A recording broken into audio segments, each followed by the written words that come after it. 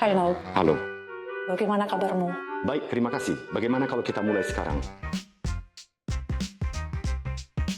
Halo, saya Junhee dari program Certification Restoran. Saat syuting terakhir, kamu kelihatan kesulitan. Bagaimana sekarang? Waktu itu cuacanya sangat dingin. Wawancaranya, kamu tahu kan, sulit sekali. Tapi hari ini kita di dalam ruangan. Sepertinya lebih nyaman sekarang. Baiklah, kita mulai dengan santai hari ini, tapi kamu tetap harus menebak topiknya. Ternyata tidak bisa dengan mudah ya. Pernah dengar acara Netflix Chef Hitam Putih? Tentu saja saya tahu. Saya menonton semuanya sekaligus. Tapi tunggu, saya merasa sangat khawatir. Ya, tebakanmu benar. Apakah ada yang kamu ingat dari Chef Hitam Putih? Ada meme terkenal kan? Kalau yang terkenal itu, yang makan makanan dengan mata tertutup. Benar sekali. Saya sudah siapkan penutup mata. Tiba-tiba seperti ini? Baiklah, saya akan memakainya terlebih dahulu.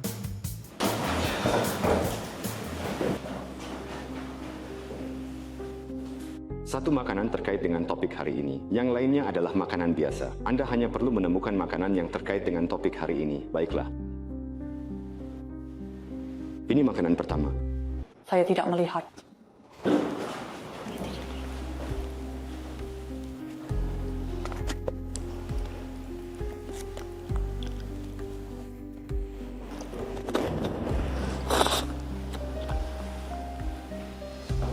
Baiklah, sekarang saya beri makanan kedua.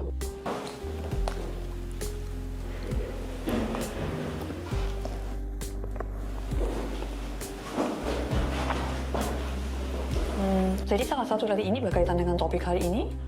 Rasanya mirip semua. Saya akan pilih berdasarkan perasaan. Saya pilih nomor 1.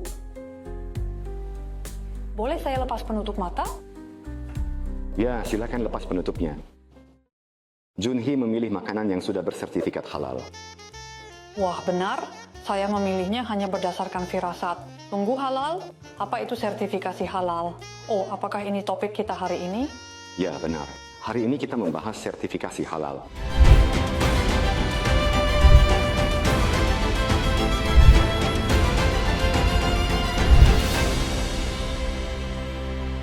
Apakah KTC yang memberikan sertifikasi ini? Ya, banyak yang mungkin belum tahu. Jadi kita akan bahas apa itu halal dan pentingnya sertifikasi. Mari kita temui manajer yang bertanggung jawab. Halal dalam bahasa Arab artinya diizinkan. Kamu tahu? Tentu saja. Itu pengetahuan umum, bukan? Saya benar-benar tidak tahu. Saya pikir hanya terkait dengan jenis daging saja. Itu bukan semuanya. Proses pembuatan dan bahan-bahannya juga termasuk dalam standar. Tidak hanya makanan, tapi juga berbagai bidang lainnya. Ini bukan hanya standar budaya. Ini juga sertifikasi kualitas. Betul sekali. Di Indonesia, sistemnya berubah. Sertifikasi ini jadi lebih penting. Wah, Anda banyak belajar ya. Tapi ini bukan berita palsu kan? Mungkin Anda tidak percaya. Lebih baik tanyakan langsung ke manajer. Aduh, kenapa marah? Ini cuma bercanda kan? Iya, kami kesini untuk bertemu ahli yang bisa menjelaskan sertifikasi halal. Sebelum wawancara, bisa Anda perkenalkan diri singkat? Halo, saya Song Junhee, manajer untuk tes sertifikasi halal di Indonesia. Tadi saya mencoba untuk menebak apakah makanan yang saya cicipi adalah makanan halal. Namun, saya tidak menyadari bahwa KTC juga terlibat dalam sertifikasi halal. Bisakah Anda menjelaskan lebih lanjut tentang ini? Ya, sertifikasi halal mencakup pemeriksaan seluruh proses, mulai dari bahan baku, produksi, hingga distribusi. Semuanya harus sesuai dengan hukum Islam. KTC adalah lembaga pertama di Korea yang diakui oleh pemerintah Indonesia untuk pengujian dan sertifikasi halal. Tunggu sebentar. Lembaga pengujian dan sertifikasi pertama di Korea? Wah, itu benar-benar keren. Ya, oleh karena itu, tidak hanya evaluasi lini produksi, tetapi juga pengujian produk nyata, semuanya dapat dilakukan oleh KTC kami. Dengan ini, waktu dan biaya untuk sertifikasi bisa dipangkas. Ini adalah keuntungan besar. Jadi perusahaan kita butuh sertifikasi ini.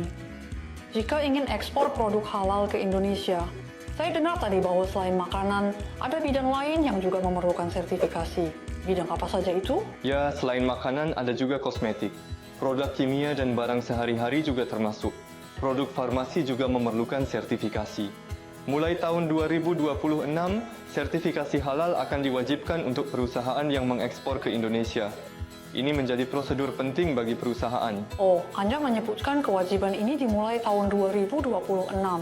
Jadi, apakah saat ini produk dapat dijual tanpa sertifikasi? Sekarang ini adalah masa transisi. Jadi, ada produk yang dijual dengan tanda sertifikasi halal dari BPJPH Indonesia dan ada juga yang belum memiliki tanda tersebut. Tentu saja, seperti daging babi atau alkohol. Item utama ini sudah dipisahkan dan dikelola ketat. Oh, jadi sekarang ini bisa dianggap sebagai periode percobaan ya? Ya, betul. Ini bisa disebut masa persiapan. Dalam proses ini, jika terjadi masalah, penanganan cepat mungkin sulit, jadi penting untuk mendapatkan sertifikasi dan bersiap sebelumnya. Oh, jadi KTC bisa membantu untuk mempersiapkan sertifikasi ini dengan cepat ya? Ya, benar sekali.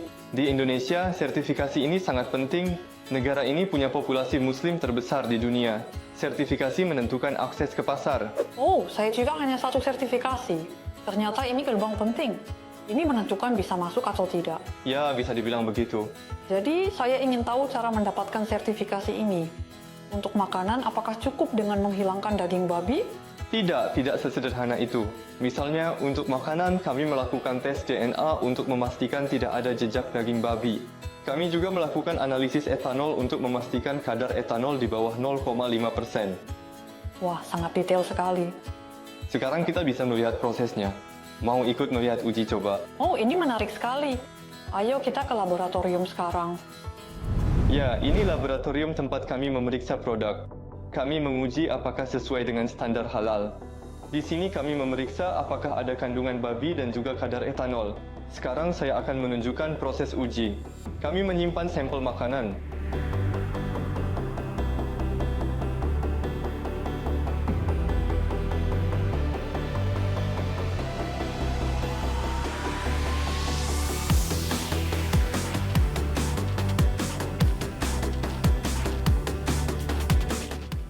Proses uji coba ini sangat luar biasa. Apakah itu alat untuk tes DNA? Saya pikir ini adalah rumah sakit.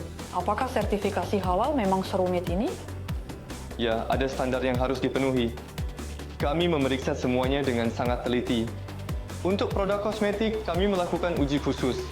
Kami memastikan air bisa menembus kosmetik. Jadi produk wajah juga perlu sertifikasi halal. Betul sekali. Ternyata lebih ketat dari yang saya bayangkan. Saya pikir hanya soal tidak ada kandungan babi saja. Ini membuat saya merenung. KTC memang tempat terbaik untuk mendapatkan sertifikasi. Terima kasih.